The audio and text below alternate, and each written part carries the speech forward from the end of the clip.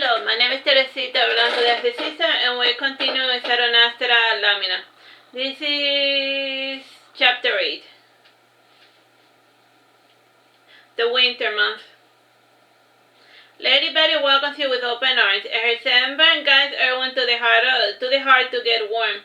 And once you say, you proceed to give Irving his first lesson, and you ask him, have you chosen the first charm you plan on using? I think I will start with the horseshoe. I know the good ones are used to ward off evil and spirits, and you can also use them to improve your luck. And basically, all the blacksmiths I have ever met have a horseshoe at the entrance of their shop, says Irving, nodding. Horseshoes can be used for other things besides warding away evil spirits. And you reach into your satchel and pull out a pristine silver horseshoe. And you hold out the horseshoe and allow for Irving to touch it, and he flinches when he feels a slight taster in his fingertips. And smiling, you tell him what you felt was the fire burning inside the horseshoe, and all metals are made with the element of fire. And as such, charms made with this element will also help you control fire. Fire is a good element to start with. It is the purest element and the most destructive, and mankind has failed to contaminate and then to spoil it. And you hand the hoof to Irving, and he looks at it skeptically, and he twirls it around his index finger like a hula hoop. And one of the fairies makes a slight appearance of flame appear at the center of the hoof, and like a bubble, the slight fire escapes the horseshoe and hovers a bit before dissipating. And Irving becomes charmed by the magic he thinks he can do. And Lady Betty, who is watching this game from her couch, is amused by this deception. And the Batchmago stares daggers at you, but you stoically ignore him. And this sort of trickery lasts for a few days, and eventually Irving starts doing it for real by mimicking a set of moves he thinks trigger the magic in the first place. And as he becomes more adept in this newfound skill, he starts getting more and more reckless with the flames he produces. And in time, the small embers begin to grow bigger and stronger, and after accidentally burning a cactus cinder, you decide to try this little game outside the house. Irving realizes that he should be careful with the fire element, and fire is a good element for startup mages, and it is the easiest element to summon up, but also the hardest one to control. And tackling the beast is a good way to hone a novice's skill. And night fell, and Irving still amusing himself with his silver horseshoe, and you find it adorable how he's fascinated by flame. It must be a human thing, and frankly you hate the element of fire, and you are more of a water person. And when the sun falls, Lady Betty comes out of the balcony, and she seems a bit annoyed. As he's scolding a child, she tells you, I saw what you did to my couch, Lamina. And you are lucky I didn't feel like burning the entire room to the ground, you respond. You naughty girl, I would just have to punish you, said Lady Betty, chuckling. You are welcome to die, you say in response. And after this exchange, one of the fairies approaches you and whispers, they are near. Irving, that is enough for today, and you will catch your death playing around in the snow for too long, you tell him. And Irving puts away the horseshoe charm in his pocket, and he rubs his hands close to his face while he rushes inside. And before entering, the Batchmago stands in the doorway blocking your entrance, and he points towards the stable, and you follow along. And once inside, he asks, what is it? How is it that Irving is mastering the fire element so quickly as Irving? Contrary to what you have been told, the fire element is pretty easy to summon up. Any idiot can handle it. Still, he has lost a little sense of control and getting a hang of the magic in your command. I asked you again, how is he doing it? And at first, it was you who was making the flames appear, but then says the Batchmago more to himself, relax. And who cares how it's happening? Just be glad that he can do the magic thing in the first place, you started saying, trying to end the conversation. And realizing that you were not going to reveal any more information, the Batchmago ends his pointless questioning. And on the way back inside the house, the Batchmago starts staring at the dark shadows in the corner, and he tries to focus his gaze better, but he gets distracted by the fairy who starts pestering him by throwing him snowballs or pulling at his ropes. And he runs back inside the manor to put distance between himself and those pesky little unseelie fairies. And when you enter inside, you notice a strangeness surrounding the servant, and Lady Betty is also nowhere to be seen. And close to midnight, you hear a strong knocking on your chamber door, and you ask getting up, who is it? And one of the maidservants tells you in a low whisper, you should leave while you can. How come, you ask disdainfully? My mistress's mother knows not and cares not about this magic game of yours, and she has seen your pet do a little fireworks, and she will have in hand for allowing a wizard to live in to live in her town, she says, looking over her shoulder. Fine, we shall go, you say, going over to Irving. And upon closer inspection, you notice that he is wide awake. And looking back at the maid, you tell her, I would much rather not deal with the guards. I have already bribed them, and they will not buy your pies, she says, alarmed. And thank you, but why do this for us? You are naturally suspicious of anyone had tried to help you. The maid pauses and then says, my father once told me. And you lay your finger up and put it in your mouth. And your eyes turn in the direction of the window, and the maid's face turns pale white, and she goes frozen in terror. And on turning around, you walk towards her slowly, and you whisper to her, there is no need to be afraid, those things do not exist, and if I were you, I would forget everything your father ever told you. But I just can't help it, she starts again, and you cover her mouth and then say, don't ever think or talk of them, unless you wish to suffer a fate worse than death. And Irving gets up from his bed, and he looks in your direction and asks, who are you talking to? To no one at all, you say. And you quickly proceed to pack everything, and Irving notices your sense of urgency and assumes that some strange malevolent force is about to strike. And he closes his charm close to his chest, and when he sees the strange amorphous shadow of a monstrosity taking bloom, becoming more solid, Irving cannot help but to summon the flames, and he inadvertently sets the fire to his room. And you pull him over your shoulder and flee, and along the way he starts throwing fire at every dark shadow which frightens him. And by the time you leave the town, the entire manor is aflame, and while looking at it from a safe distance, you comment to Irving, you need to learn some self-control. Did I do that? He asked, pouting. You almost set the entire town ablaze, but look, I managed to save the goats. And sadly, the horses in the maker, you say sadly. And the bit of guilt you were trying to instill is undone by the bashful, and he comes with the two horses and the mule all fully packed and ready to go, and he says, I was able to buy plenty of supplies thanks to your little diversion. I did not do it on purpose, says Irving, folding his arm. If you say so, and it was either you or them, and the old hag in the house wanted to burn you, says the bashful. But why? What did I ever do to them? In complains Irving. Well, you did burn their house to cinder, says the bashful, laughing. No, I mean before that, says Irving. It comes with the territory. Magic users are dangerous, even more so the untrained novices. And there's a good chance that you may have killed someone, says the bashful. I did, asked Irving, and his eyes are starting to water up. Don't listen to the masked maggot, and you have not killed anyone. Yet. Still, you must get used to the idea that as a magic user, you are going to have to use your powers to kill and hurt others, you say sternly. But I don't want to hurt anyone, says Irving.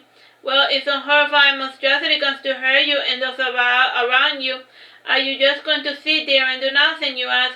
No, said Irving, lowering his head. You need to become stronger. If you're not serious about the art, I suggest you quit, you say sternly. I am serious, whines Irving. Could have fooled me, you say, pounding, and you add, do you know what happens to careless mages? No, what? Asked Irving. They get eaten, you state plainly. Don't listen to her, she's only trying to scare you, intervenes the bashful. I'm not trying to scare you, I'm simply stating a fact. And you have noticed them, haven't you? You say ominously. And indeed the strange amorphous shades start gathering around you, and so they bloom in the preliminary guises of will-o-wisp, and one hovers over the bashful's shoulder, and he draws nearer to you to get away from them. And laughing, you say, there's nothing they can do to you that they haven't already done.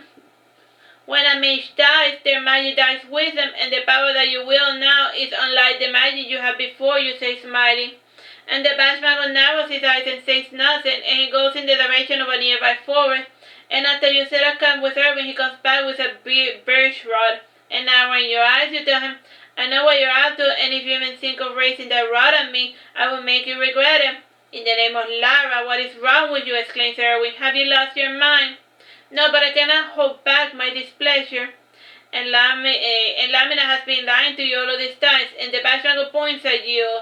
And she's not your friend, nor is she trying to help you in any way. She's just using you.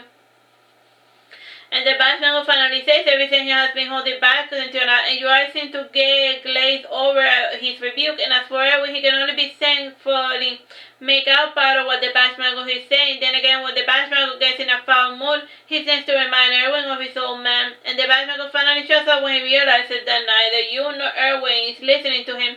And he did make some valid points, but denial is a powerful drug.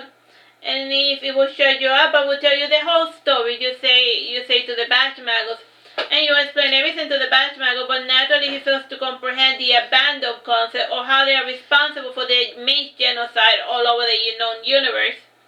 And the gods know that they cannot stand against the bandits, and their powers are far too great, and in order to appease them, they embedded into their doctrine the fear and loathing of all magic users, and practically all organized religions forbid true magic, and they even go as far as to encourage their followers to kill magic users as soon as they are born. And some even go a step further to destroy the bloodline that produces a single magic user, and who can blame them, and to challenge the will of an abandon is to risk being assimilated, and when you get assimilated into an abandon, one stops existing, and as far as time is concerned, your body, your spirit, and everything that you ever were never existed.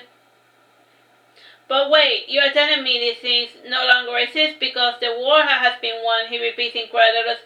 Yes, must I repeat myself, you say, rolling your eyes.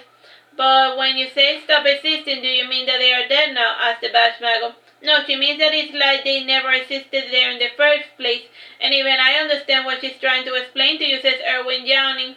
And he goes to his tent to sleep for the rest of the night, and the two ghosts are sleeping beside him, huddled together for warmth. I don't understand this story of yours. It sounds far too incredulous to be true, says the Batchmagos. I finally tell you that my truth, and you don't believe me. Why am I not surprised you tell him flying off towards the ocean, and while flying away you smile? And it is the middle of winter, and you and your Irwin is dying. It is the middle of winter, and your Irwin is dying of pneumonia. At least he thinks he is dying. And you were forced to ride with him unconscious towards the nearest town, and you know that there are wanted posters of both you and him. And based on hearsay, you discover that Irwin had practically burned half the town to cinders, and you give this information to yourself. The last thing he needs to worry about are all the people he accidentally killed. Then again, what happened is more your fault, and should not be playing with matches, and you had to learn this lesson the hard way. You have already given him medication, and he should be up and about by now, but he keeps coughing and insisting he has a fever, and you're starting to lose your patience with the boy. And while you wash and shaking from head to toe, you hear him whisper, Lamina, I'm dying, please help me. No, you're not. No one dies of pneumonia anymore, so just chill for a couple of days and you will be back to normal. You say, flipping through the pages of your father's charm manual. And the Batchmago shakes his head sadly and he whispers to you, Erwin is close to death. I can see that. Now mind your own business, you say, frowning. And you glance back at Erwin, who whines, call a healer. And closing your book, you get up and say, fine, I will be right back.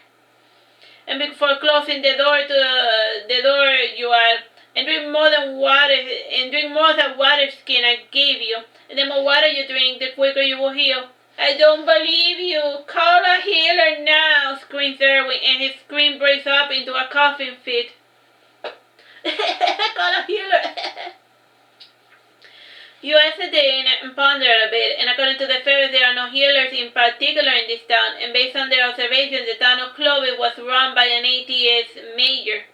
And he distrusts anything and everything having to do with blessings and magic, and he had plenty of reasons to distrust them, and when Jan Henrik was a child, a priest had come to try to cure his mother of a strange illness, and instead of helping her, he spent all their time preaching to the masses and blaming her for her own illness as a lack of faithlessness. And since her death, no priest has been allowed to enter the town of Clovis, and this band of priests had inadvertently benefited mages, and based on early readings, there was a small pocket of magic users living in clandestine in this town. And Jan Henrik apparently knew of them, but had chosen to turn a blind eye to their system, and he preferred them over the corrupt clergy that had plagued the entire kingdom. And you go to one of those houses and knock on the door, and it was a little hut by the beach, and it had a bunch of trinkets on strings, and when the wind blew, they made all the most adorable twinkling sounds.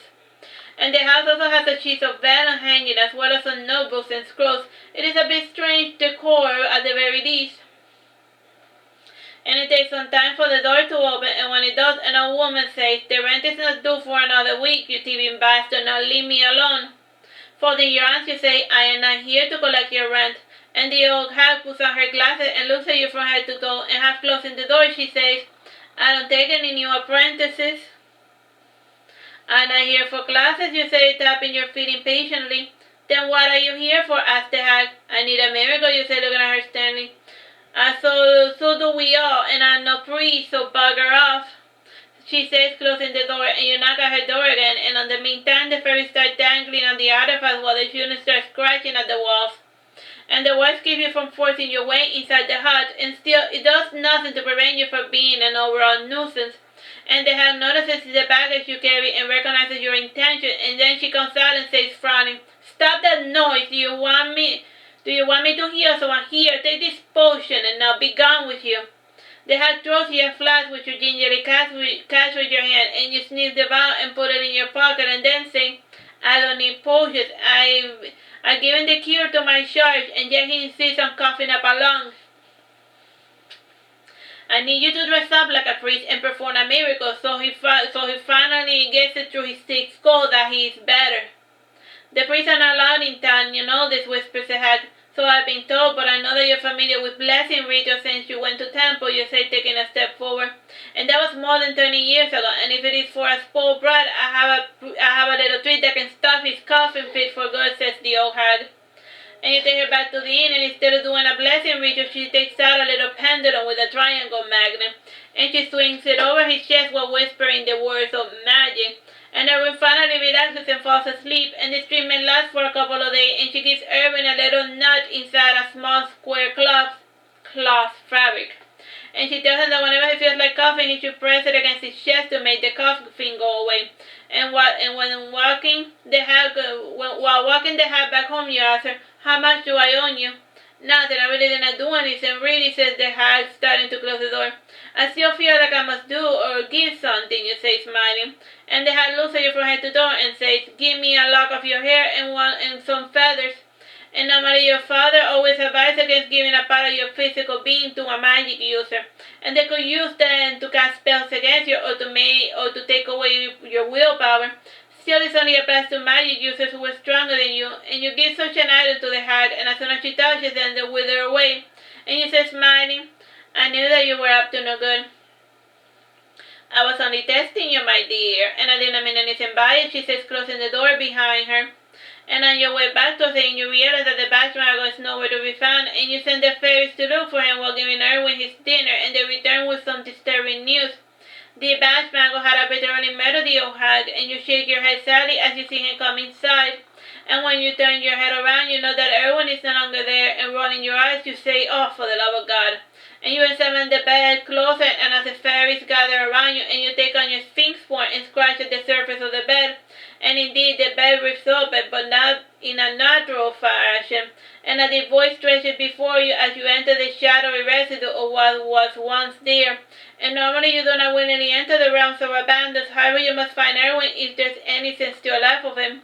And you pick up your speeding flight, and yet you know that the seas and the palm trees and the ocean, the sky, and the falling petals drop ever so slowly. And you sink your body down to size, and it gains a golden color, and at least you perceive it's at a normal speed. And you take your time to get your bearings, and the town and the people inside resemble Greek or Romans. And there's an overabundance of falling rose petals, and each person, each image seems to be frozen in time. And only the plant, like the ocean, seems to have an emotion. And you are relieved to see Irwin alive, and he's by the beach, and he's inside a magic circle, crouching on the floor, covering his ears and closing his eyes. And you notice the twin house with asterisk crystals on their forehead, and one house has an amorphous nature, and its black tar body ripples as if it was made of water or gelatin. And he's still maintaining the integrity of his shape and spouting, and his pose reminds you of a pointed dog, and the smaller is extremely hairy with braids that curl like snakes.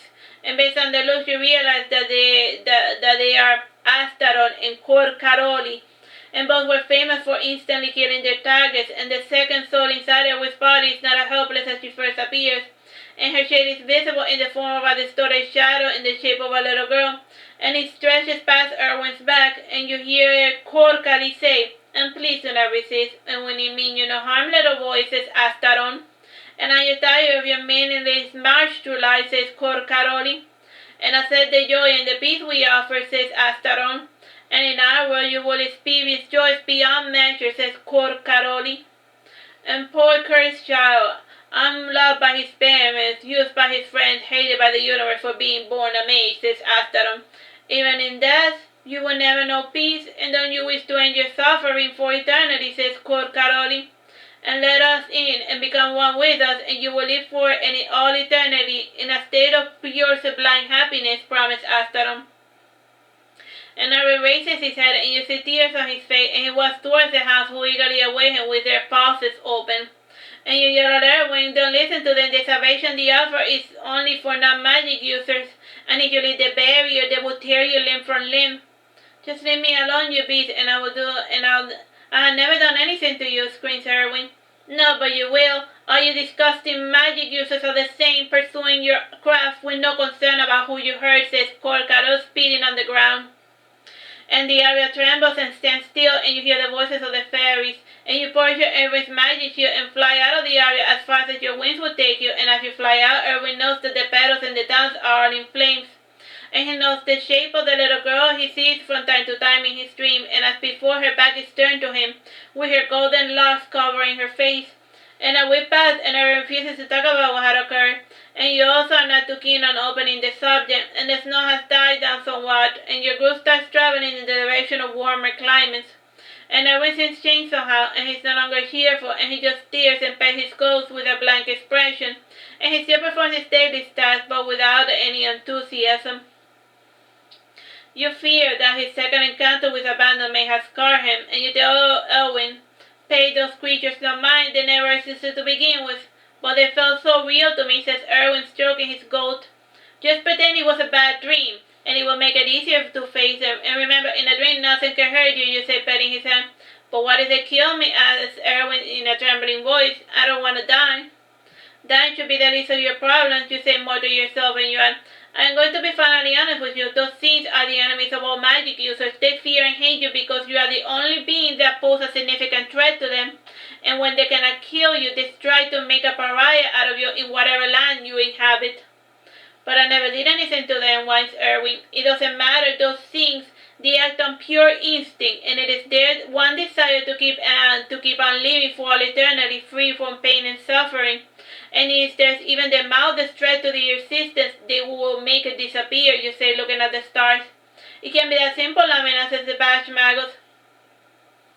It is not that only applies to these hounds in particular, and those that still retain some sense of self are problematic. And since the war is lost, they have taken to desperation methods, and we have to be careful lest this world be erased like it has happened to so many others, you say, frowning.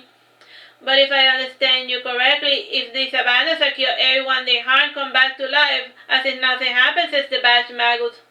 Not always, you say, pouting, if the person gets assimilated, and when the abandon dies, a person too stops existing, and due to the large mass, the abandons can easily assimilate whole worlds, and they have not done so to this world because to do so will leave them vulnerable for some time, and they can still trap small humans inside their area and assimilate them at their leisure, and I must find them before they empty out this entire world, you explain. And if those things are watching and waiting, is it safe for us to be discussing things so openly, asks Irving. It is safe enough, and you won't remember most of the conversation anyway, but your subconscious will know what to do when the time comes, you comment. Alright, so let's just leave it here. Bye-bye and God bless.